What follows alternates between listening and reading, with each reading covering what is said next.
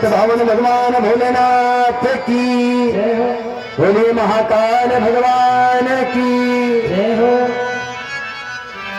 पुनः इस कथा को सुखदेव जी महाराज परीक्षित को बता रहे हैं।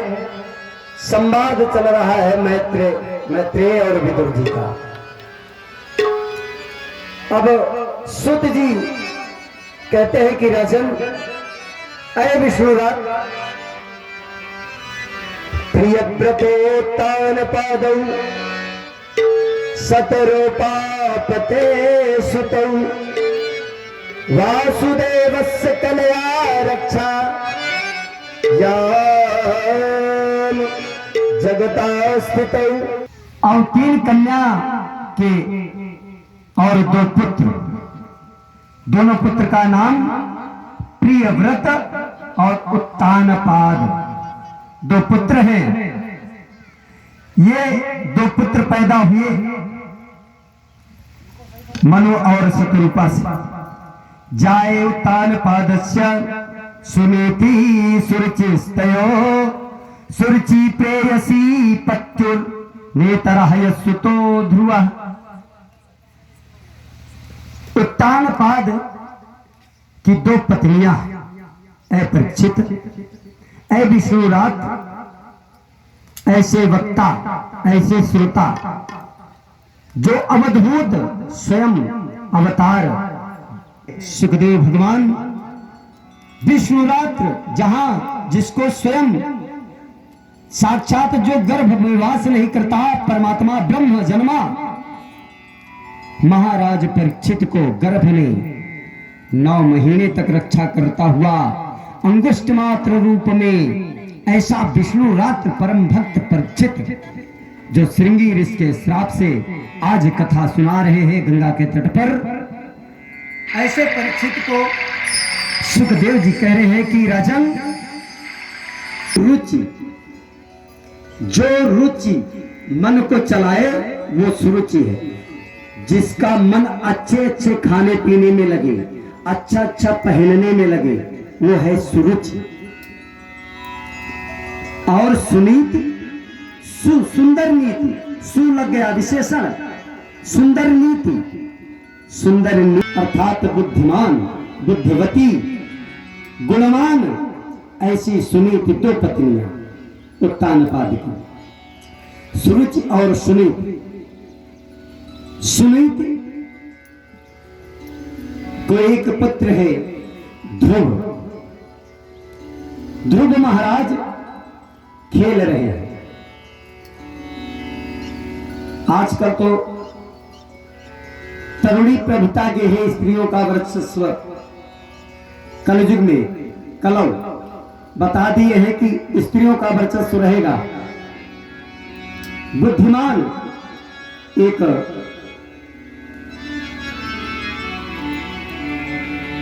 विवाह हुआ एक लड़के का, पुत्र का। वह पुत्र जो है बहुत सीधा था और उसकी पत्नी जो थी वो गुणवान थी, थोड़ा पढ़ी लिखी थी। वो बेचारे बहुत सीधे साधे, उनकी पत्नी बड़ी गुणवान, बड़ी चतुर, थोड़ा पढ़ी लिखी। अब उनकी पत्नी विवाह हो गया। जब पत्नी घर मैके गई तो जब कुछ दिन बीत गया तो वो बेचारे सोचे कि अब तो तुरंत गौना आता है, विवाह होता है तो लोग तुरंत ससुराल चले जाते हैं विवाह करके। कुछ दिन बीता तो चले गए अपने ससुराल में। पत्नी उनकी वहीं थी। अब जब ये ससुराल पहुंच गए बिना बताए तो उनकी पत्नी सोची कि देखो, ये बिना बताए पहुंच गए, सीधे साधे हैं और ये तो हमारी यहाँ पर बेइज्जती करवा देंगे। मैं इतना बढ़ा चढ़ा करके यहाँ लोगों को, अपने सखियों को बताई हूँ कि हमारे पति देव तो बड़े विद्वान हैं बड़े अच्छे हैं, बड़े कर्मशील हैं, ये आ गए हैं, पहुंच गए हैं बिना बताए, अब तो सारा भंडा फोड़ देंगे, मामला सब गड़बड़ हो जाएगा। पहुंचे और भाई जब घर पे पहुंचे ससुराल में तो बड़ा आहो भगत हुआ, पानी वानी पिलाया गया। शाम के समय जब भोजन करने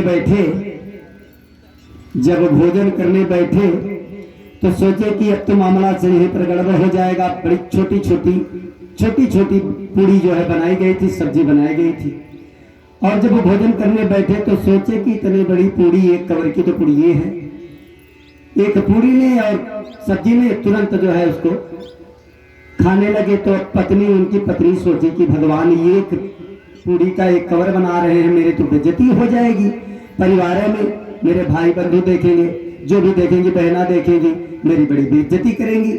अब वो सोचने लगी कि किसी तरह खिखारना शुरू किया, झरोके से,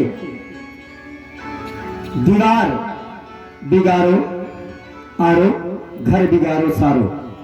दीवार में खिड़की लगी है, तो खिड़की में से झांक करके खिखारी, खांसती हुई कि मेरे पतिदेव मेरे तरफ देखे। जरा इनका जब ध्यान गया तो उनकी पत्नी ने कहा कि अरे स्वामी, एक में दो करो, जो एक खा रहे हो, अरे कम से कम इसमें दो भाग तो कर लो। विद्योत्मा की तरह इन्होंने सोचा कि ये इनके यहाँ कोई प्रथा होगी, एक नहीं दो साथ में खाया जाता होगा। दो पूरी लिए महाराज और उसी सब्जी के साथ में करके दो दो मारना शुरू किए। कहा हे भगवान, अब तो अब बना, अभी तक तो जैसा था वो तो बढ़िया था, लेकिन अब तो गजब बन गया। अब फिर सोचने लगी कि अब क्या करे, बता के चली गई। फिर पुनः करके देखी तो दो दो चल रहा है, आ भी रहा है। लाइए भैया देते जाइए, कोई टेंशन नहीं आकर, हम बिल्कुल एकदम, हमारा पेट दुरुस्त, हाजमा एकदम दुरुस्त है। अब सोची कि अरे अब इसको कैसे समझाएं, ये तो एक के बजाय दो कर दिया, आधे के बजाय।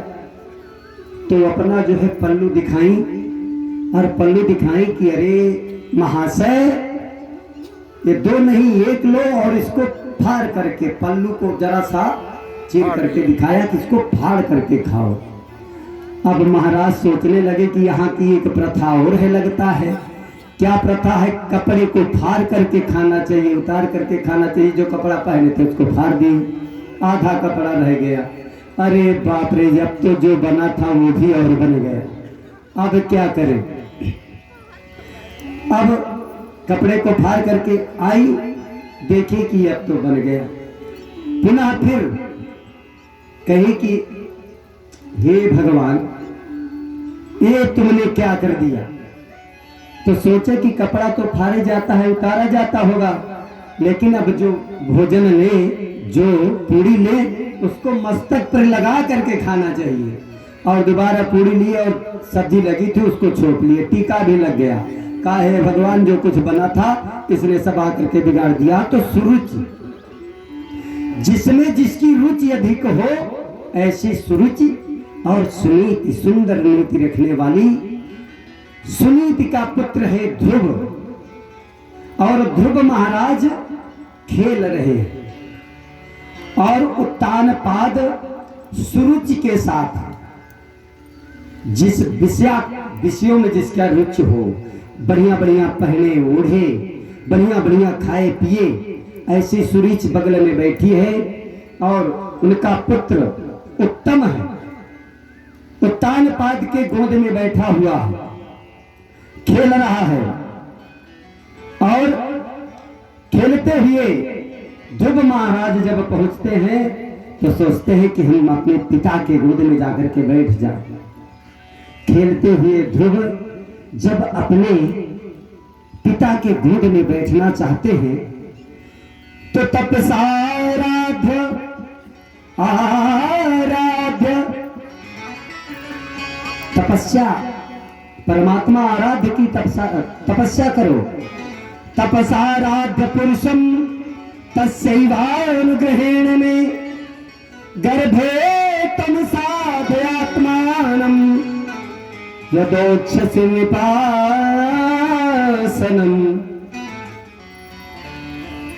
तुरंत हाथ पकड़ा सुरुचि ने ध्रुव का और इतनी जोर से झटका के ध्रुव महाराज जाकर के गिर पड़े। कहा कि ध्रुव, यदि तुम्हें अपने पिता के गोद में बैठने की अभिलाषा है, इच्छा है, बैठना चाहते हो, तो तुम परमात्मा की तपस्या करो, आराधना करो कि तुम्हें मेरे गर्भ में, मेरे पेट से मेरे पुत्र रूप में जन्म दे, तो तुम पिता की गोद में बैठ सकते हो।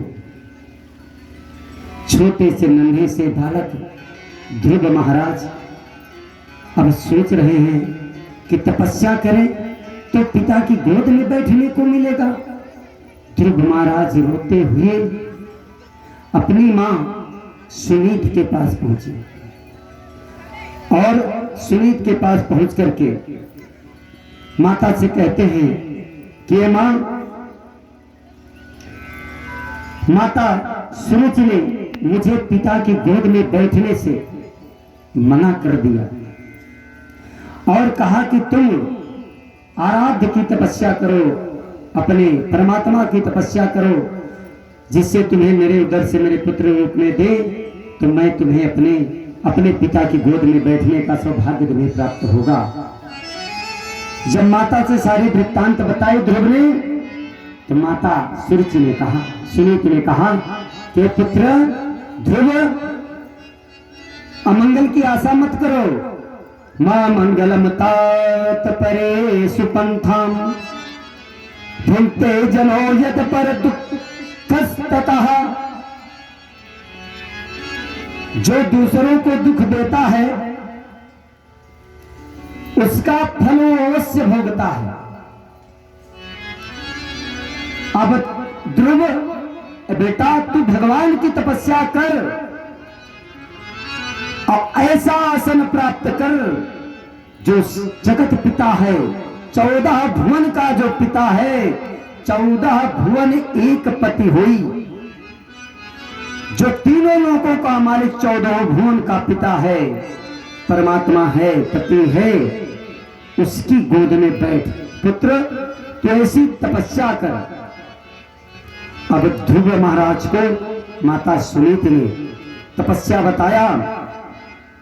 अब तपस्या कैसे किया जाए, ध्रुव महाराज को बताया कि पुत्र, जाकर के जंगल में भगवान की आराधना तपस्या कर और परमात्मा की गोद प्राप्त कर, जो अनंत काल तक उपस्थित हो जाए, ऐसी गोद जो कभी किसी ने न पाई हो।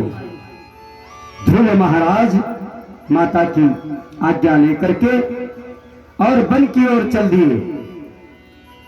हरि साधु संग हरि भजन न भावा, साधु संग हरि भजन न भावा, साधु संग हरि भजन न भावा, आखर कुकर समर जन्म गवावा, हर को कर सम जन्म गवावा, हर को कर सम जन्म गवावा। महाराज, सत्संग की महिमा बड़े भाग्य से संतों का। मुर्दा को देख करके सियार ने सोचा कि चल करके इस मुर्दे का हाथ लेते हैं, खाते हैं। तो शेर ने कहा नहीं, रुकिए स्वामी, इसका हाथ बड़ा पापी है, इसने कभी दान नहीं किया, इस हाथ ने कभी दान नहीं किया, ये खाने योग्य नहीं है। तो फिर उसने कहा कि चलते हैं, इसके कान को खा लेते हैं। जो कान की तरफ झपटा, उसकी पत्नी सेनी ने रोका कि नहीं स्वामी, इसका कान भी पापी है, इसने कभी भगवत कीर्तन का गुणगान नहीं किए, नाम नहीं लिए, नाम नहीं सुने, भगवत चर्चा नहीं सुने, भगवत कथा रसपान नहीं किए, ये भी पापी है। फिर चला पैर की तरफ, जब पैर की तरफ गया तो फिर रोका नहीं, इसने कभी भगवत दर्शन के लिए पग नहीं गए, पैर नहीं गए इसके, ये भी पापी है। कहा सब पापी, कहा तो इसके उदर को खा लेते हैं। उदर की तरफ जब बढ़ा तो कहा कि ये भी बहुत पापी है, इसलिए कभी भगवतामृत पान नहीं किया, चरड़ा पान नहीं किया, कभी भगवत के प्रसाद को ग्रहण नहीं किया। और फिर सर की तरफ जब आया तो फिर कहा कि ये भी पापी है, इसने कभी तपस्या नहीं की, इसने कभी आराधना नहीं की। तो आज दान, भगवत का सत्संग, सत्संग से जो सत्संग का लाभ है ये जन्म जन्मांतर के पुण्य उदय होने पर प्राप्त होता है। आज जो है ध्रुव महाराज चल दिए वन में, और जब वन में जाने लगे, वन में पहुंचे, जा रहे हैं वन में, तो नारद जी इधर से आए, जब वन को जा रहे हैं, नारद जी ने सोचा, नारद जी पहुंचे। जब नारद जी पहुंचते हैं तो कहते हैं कि ये बालक यहां क्या करने आए हो? ध्रुव ने कहा कि मैं यहां तपस्या करने आया हूं, भगवत प्राप्ति, भगवत की गोद प्राप्त करने आया हूं, तपस्या करके भगवान नारायण की गोद प्राप्त करूंगा। अरे माता ने जब गोद से दीन हो मोहि तारी, तब ही क्यों न संभारे, मोह करत अब हारी। अब जब ध्रुव महाराज इधर आए, नारद जी से पहले, नारद के मिलने से पहले उत्तानपाद भी आया था, और उसने कहा कि पुत्र ध्रुव, मैं सूरज के वशीभूत हूं, वो जो कहेगी वही करूंगा, उसके सिवा कुछ नहीं कर सकता। पुत्र तुम चलो, मेरे साथ चलो, तुम वन मत जाओ, पुत्र भी बहुत छोटे हो, ये तपस्या करने की उम्र नहीं है तुम्हारे पुत्र, चलो मेरे साथ चलो, मैं तुम्हें बहुत प्यार करूंगा। ध्रुव जी महाराज ने कहा कि पिता, उस समय कहते जब माता सुरुचि ने मुझको हाथ पकड़कर मेरा मुझको ढकेल दिया था, गिरा दिया था, आप जाइए पिताश्री, अब मैं परमात्मा की गोद प्राप्त करूंगा। और ध्रुव महाराज जब बैठे तपस्या करने, तो नारद जी जब आए, नारद जी भी रोके थे, पुत्र इस वन में, इस जंगल में तमाम बड़े बड़े शेर हैं, सियार हैं, ये सब तुमको खा जाएंगे। लेकिन ध्रुव जी महाराज कहते हैं कि एक बात है, मैं मानूंगा नहीं, अब दृढ़ संकल्प है कि भगवान की गोद में प्राप्त किए बिना मैं इस वन से नहीं जाऊंगा। लेकिन आते वक्त मेरी माता ने मुझे बताया था कि भक्तों के परम मार्गदर्शक कौन है? नारद जी हैं। भक्तों की बड़ाई करने वाले, भक्तों का मान भगवान से बड़ा बताने वाले नारद जी हैं, जो अज्ञान रूपी अंधकार को दूर करके ज्ञान रूपी प्रकाश दे देते हैं। नारद जी वो कैसे हैं? उनके हाथ में वीणा होगी और निरंतर हरि गुणगान, जीवा उनका हरि शरणम, जय जय नारायण का गुणगान करती रहेंगी। पुत्र समझ लेना, वो भगवान नारायण के परम भक्त नारद जी रहेंगे। स्वरूप का, नारद जी के स्वरूप को बताया था पुत्र ध्रुव से। माता सुनी, जब नारद जी ने देखा कि ये क्षत्रिय का पुत्र है, ये मानेगा नहीं, तपस्या करेगा, तब नारद जी ध्रुव को तपस्या करने का साधन बताने लगे कि पुत्र, यदि तुम तपस्या करना चाहते हो तो कैसी तपस्या करो जिससे भगवान की प्राप्ति हो गई। जब तक हरि दर्शन न पाए हो, कहा कि जब तक हरि के दर्शन न पाई हो तब तक जग में मुंह न दिखे हो। अब ऐ ऋषिवर, जब तक अब भगवान का दर्शन नहीं मिल जाता तब तक दोबारा मैं मुंह अपने ग्राम, अपनी माता, अपने पिता को नहीं दिखाऊंगा। भगवान कहते हैं कि सर्वं धर्मान्य परित्यज्य मामेकं शरणं व्रज। जो सभी धर्मों को छोड़ करके मामेकं मेरे शरण में आ जाता है, मैं उसके सारे अपराध को विसार देता हूँ, उसके सारे अपराध को भूल करके उसको अपना शरणागत कर लेता हूँ, अपने शरण में ले लेता हूँ। अब नारद जी इतना सब जब बता दिए तो जपस्य परमो गुह्या श्रूयताम विपतात्मज यम सप्तरात्रम प्रपठन पुमान पश्यन्ति खेचरः। अब बता रहे कि हे ध्रुव, जब तुम तपस्या करोगे तो जितस्वासो जितेंद्रियः।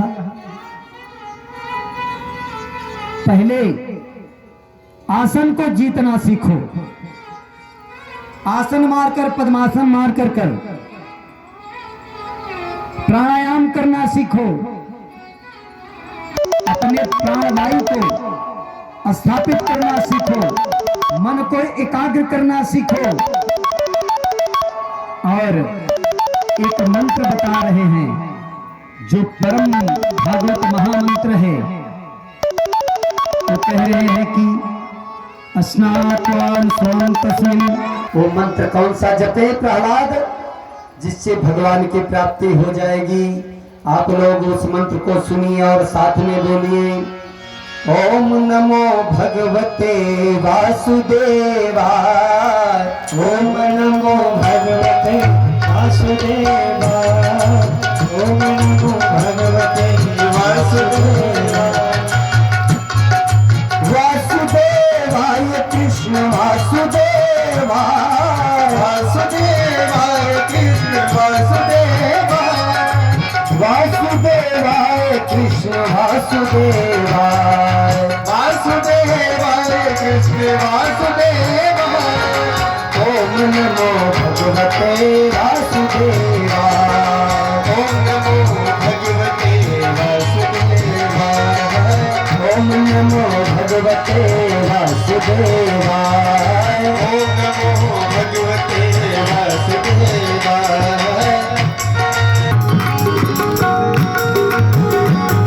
आप लोग बोलिए, ओम नमो भगवते वासुदेवाय। ये महामंत्र है वासुदेव भगवान का।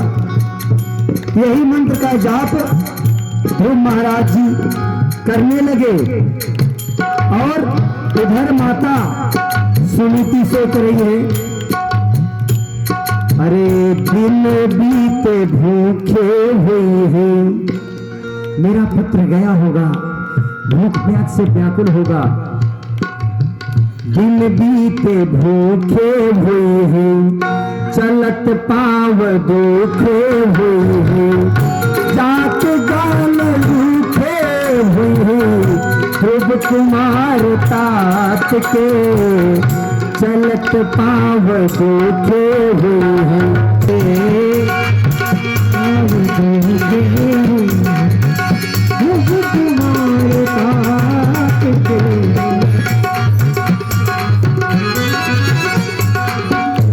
अब इधर माता सोच रही है, उधर नारद जी महामंत्र बता रहे हैं, हे पुत्र ध्रुव, इसी का जप करो और इसी का जप ध्रुव महाराज जी मधुबन में महीने के पहले अंग पहले महीने में अन्न त्याग देना, अन्न कुछ मत ग्रहण करना और केवल फलाहार रह करके 3 दिन बाद, दूसरे महीने में 6 दिन बाद सूखे सूखे पत्तों को खा करके तपस्या कर रहे हैं ध्रुव महाराज। दूसरे महीने में 6 दिन बाद सूखे पत्ते खा करके ध्रुव महाराज तपस्या कर रहे हैं और मंत्र चल रहा है बराबर। ओम नमो भगवते वासुदेवाय। 9 दिन बाद केवल जल पी करके, 9 दिन बाद तीसरे महीने में केवल जल पी करके भगवान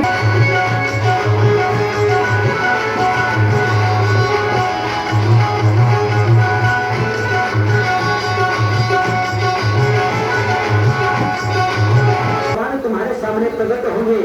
स्वयं कर्णों में कुंडल, पूरी हार, पीतांबर, पृथ्वी झुक गई, पृथ्वी रोने लगी, हिलने लगी। अब जो है ध्रुव महाराज की इस तपस्या से अब इंद्र जो है हमारी चल रही है, इससे जो श्वास की रुकावट हो रही है ये खत्म हो जाएगी। आज जब जीवों की श्वास मात्र रुकने लगी, जीव छटपटाने लगे, तो सब देवता पहुंचे नारायण के पास, भगवान के पास, और देवता कहने लगे कि भगवान सृष्टि जो है, सृष्टि तो जो सृष्टि में श्वास जो रुक रही है जीवों की, ये तो प्रलय आ जाएगा अगर यही बना रहा। भगवान कहते हैं कि देव, मृत्युलोक में एक छोटा नन्हा सा बालक मेरा परम प्रिय, मेरा परम भक्त ध्रुव है, उसने अपने श्वास को चढ़ा करके ब्रह्मरंध में मेरे ऊपर ब्रह्मरंध से मिलने के कारण जगत का श्वास अवरुद्ध हो गया है। और वो मेरा जो भक्त, अनोखा भक्त है भगवान जो है, तुरंत देवताओं के साथ आए और आकर के बस चली। तुरंत आंख जब खुली तो हमारे गोविंद कन्हैया ध्रुव जी के सामने प्रकट है। नन्हा सा फूल हूं मैं, चरणों की धूल हूं मैं, नन्हा सा फूल हूं मैं, चरणों की धूल हूं मैं, आया प्रभु जी तेरे द्वार, हरि जी मेरी पूजा करो स्वीकार, प्रभु जी मेरा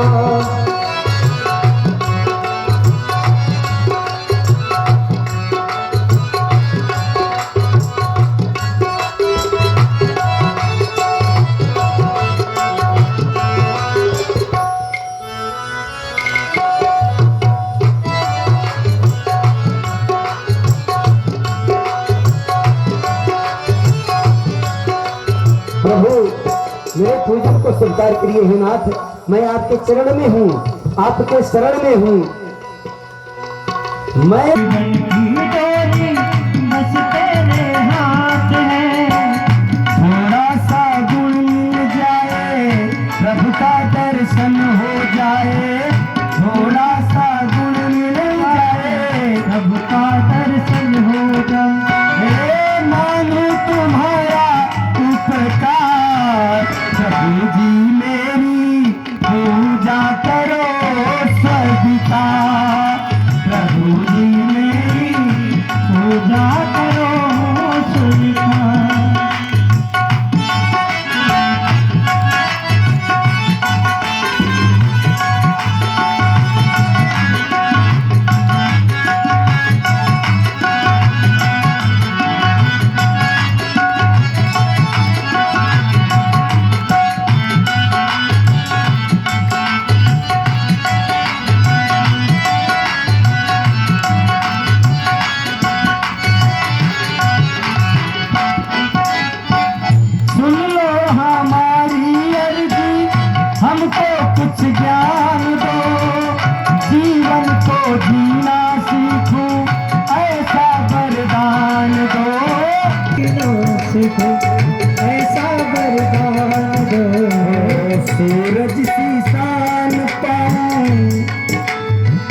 प्रभु हे गोविंद, सूरज सी शान पाऊं, चंदा श्यामान पाऊं, सूरज की शान पाऊं, चंदा श्यामान पाऊं, हो सुन पाऊं, सूरज श्यामान पाऊं, चंदा श्यामान, हो इतना तो कर दो उपकार, प्रभु जी मेरी पूजा करो स्वीकार, प्रभु जी मेरी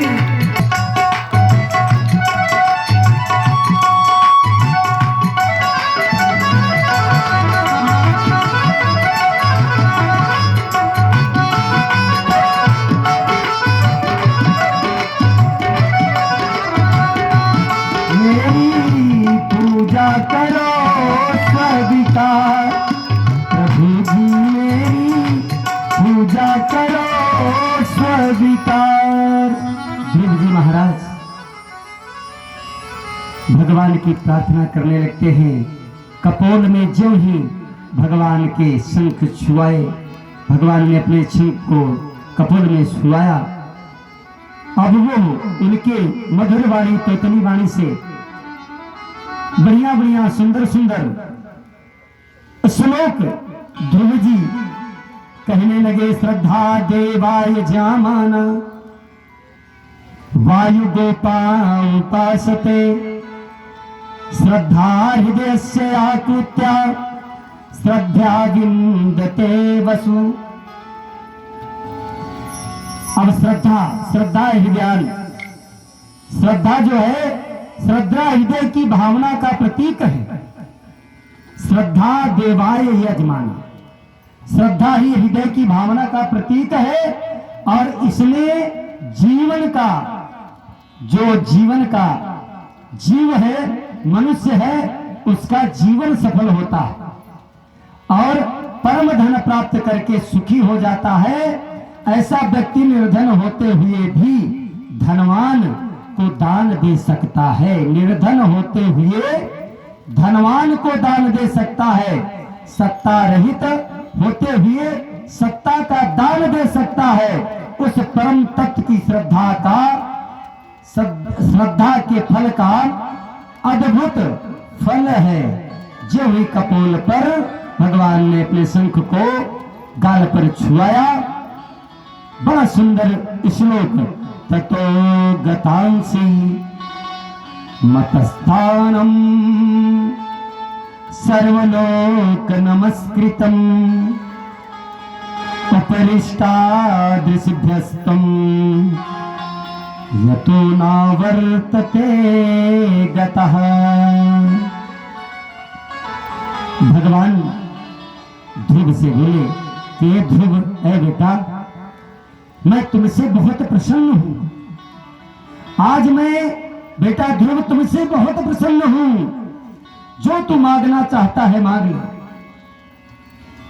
अब मांगने की अगर अभिलाषा हो, भगवान के दर्शन के बाद अगर मांगने की अभिलाषा हो, तो भगवान सोचे कि अगर कहीं ये ध्रुव की अभिलाषा रह गई और ये कुछ मांगने लगा तो मेरा दर्शन बेकार हो जाएगा। ध्रुव ने कहा कि प्रभु, मेरी कोई अभिलाषा नहीं है, मुझे कुछ नहीं चाहिए, मुझे तो प्रभु आपकी भक्ति चाहिए। प्रभु आप मेरे परम पिता हो, आपकी गोद चाहिए, भक्ति चाहिए। भगवान प्रसन्न हो गए और कहा कि बेटा ध्रुव, सप्तलोक मेरा बहुधाम जो सप्तलोकों में नमस्कृत है, सप्तऋषियों के ऊपर है, जहां पहुंचने का प्रयास बहुत से योगी तपस्वी करते हैं, ऋषि मुनि करते हैं, लेकिन नहीं पहुंच पाते। कोई प्राणी नहीं पहुंच पाता। मैं तुम्हें वह परम धाम देता हूं और फिर तुम उस धाम से वापस नहीं आओगे। मैं तुझे ध्रुव लोक प्रदान करता हूं। आज भगवान जो है ध्रुव को ध्रुव लोक प्रदान कर दिए। न तदा भस्यते सूर्यो न शशंकाको न पावकः यद गत्वा निवर्तन्ते तद्धाम परम मम। ऐसा धाम ध्रुवलोक धाम भगवान ने ध्रुव जी को प्रदान कर दिया। अब ध्रुवलोक को जब ध्रुव लोक प्रदान किया भगवान, इधर ध्रुव तपस्या करके आए, गाजा बाजे के साथ आज ध्रुव को उत्तानपाद अपने घर लेके आए। ध्रुव बेटे को माता सुनीति अपने पुत्र को हृदय से लगा लिया और माता सुरुचि के पास भी ध्रुव पहुंचे। सुनीति ने कहा कि पुत्र, आज जो ये पद तुम्हें प्राप्त हुआ, ये मेरी वजह से नहीं प्राप्त हुआ, तेरी माता सुरुचि के, तेरी मां सुरुचि के कारण तुझे ये स्थान प्राप्त होगा। अगर तेरी मां तुझको ऐसा न करती, तेरे साथ ऐसा व्यवहार न करती, तो आज तुझको ध्रुव लोक नहीं प्राप्त होता। आज यहां पर ध्रुव महाराज बढ़िया से मंगल गान होने लगा। ध्रुव महाराज को राजा बनाया गया। ध्रुव महाराज यहां राज करने लगे। ध्रुव महाराज का विवाह हुआ धन के साथ, और जब ध्रुव महाराज का विवाह हुआ तो ध्रुव महाराज कई हजारों वर्ष तक इस वसुंधरा का भोग यहां पर किया, लेकिन भोग करने के बाद एक बार इनका जो चचेरा भाई उत्तम था, यह शिकार खेलने गया और शिकार खेलने गया तो वहां पर इसका युद्ध गंधर्वों के साथ हुआ, यक्षों के साथ हुआ।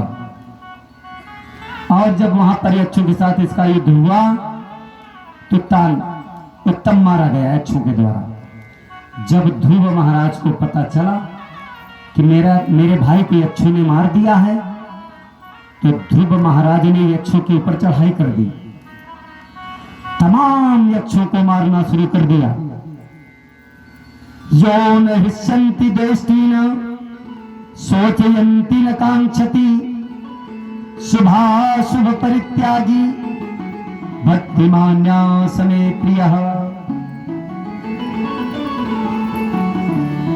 अब जब यक्षों को मारना शुरू कर दिया तो बताइए, इतने परम भक्त ध्रुव लोक को प्राप्त करने वाले ध्रुव अनायास यक्षों का वध कर रहे हैं। आज जब देखा कि ध्रुव महाराज यक्षों को मारते जा रहे हैं तो इनके पितामह जो थे मनु महाराज, मनु शत्रुपा से सृष्टि की उत्पत्ति हुई मनु महाराज आए और ध्रुव से कहा कि पुत्र ध्रुव, तुम युद्ध बंद कर दो, तुम जो है ये मारने का काम आपका नहीं है, ये अनायास जो आप हत्या कर रहे हो आपका कार्य नहीं है। ये जीवन मरण, हानि लाभ, जस अपजस, ये परमात्मा गोविंद के हाथ में है, वो करेगा। पुत्र, तुम ये युद्ध यहीं पर विराम कर दो, रोक दो, अब यक्षों का वध करना बंद कर दो। अरथन धर्म न काम रुचि गति न चाहूं निर्वाण जन्म जन्म रति राम पद यह वरदान। अब जब ध्रुव महाराज बंद कर दिए युद्ध करना तो मन महाराज प्रसन्न हुए, कहा बेटा ध्रुव वरदान मांगो। ध्रुव कहने लगे कि जन्म जन्म रति राम पद, ए पितामह, परमात्मा गोविंद के चरणों में जन्म जन्मांतर प्रीति बनी रहे, यही आप हमें वरदान दे दीजिए। ऐसा वरदान दिए। अब ध्रुव महाराज वरदान मनु के द्वारा पा करके 36,000 वर्ष राज करके आज ध्रुव महाराज अपने पुत्र उत्कल को राज दे करके उपभोग करते हुए इनको राज देकर बद्रिकाश्रम में जाकर के भगवान का भजन करते हुए भगवान में लीन हो गए। और भगवान में जब लीन हो गए तो काल जो है ध्रुव को ले जाने के लिए काल आया ध्रुव को ले जाने के लिए। जब काल कहा कि ध्रुव महाराज आप विमान में चलो तो ध्रुव ने कहा नहीं, अभी मेरी माता है माता। तो काल ने कहा कि देखो ध्रुव महाराज आपकी माता वो देखिए विमान से जा रही हैं। काल झुक गया और काल के सर पर ध्रुव महाराज पैर रख करके विमान पर चढ़े और सप्त ऋषियों के ऊपर ध्रुव लोक को चले गए। बोलिए वृंदावन बिहारी लाल की जय, बोलो सच्चिदानंद भगवान की जय। आइए सुंदर सा भजन खूब मीठी मीठी ताली बजाते हुए प्रेम से अपनी बाणों को भजन में रमते हुए। संतन के संग लाग रे तेरी अच्छी बनेगी, संतन के संग लाग रे तेरी अच्छी बनेगी, संतन के संग लाग रे तेरी अच्छी बनेगी। मीठी मीठी ताली बजाते हुए तेरी बिगड़ी बनेगी, अच्छी बनेगी तेरी किस्मत सजेगी। ओ बड़े भाग रे तेरी अच्छी बनेगी, संतन के संग लाग रे तेरी अच्छी बनेगी।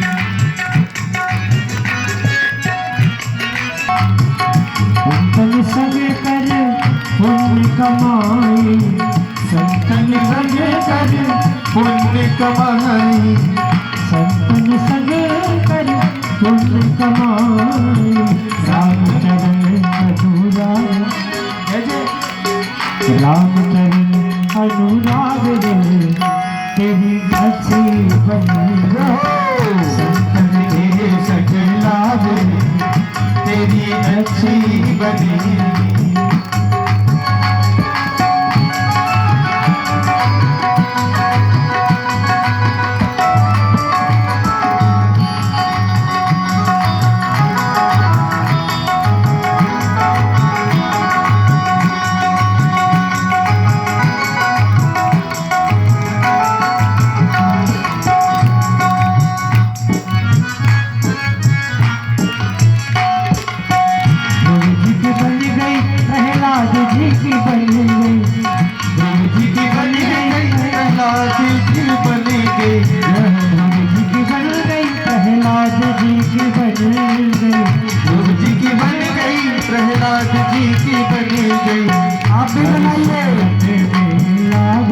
आप लोग भी बनाइएगा करके हरि सुमिरन में लाग तेरी अच्छी बनेगी, संतन के संग लाग रे तेरी अच्छी बनेगी।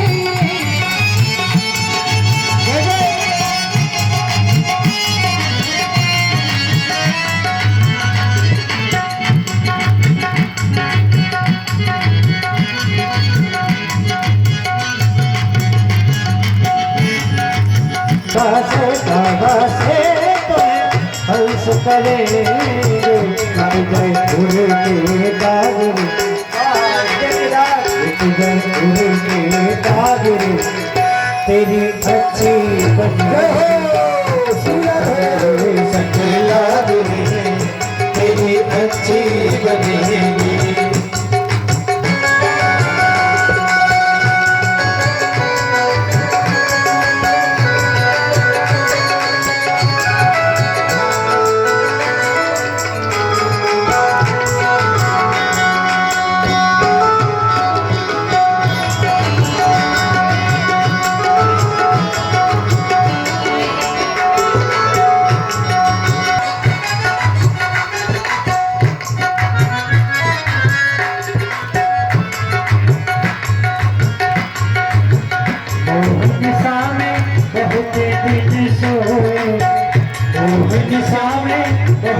बिन सोए जाग सके तो अब जागो तेरी अच्छी बनेगी ये संग लागे तेरी अच्छी बनेगी संगम के संग लागे तेरी अच्छी बनेगी संगम के संग लागे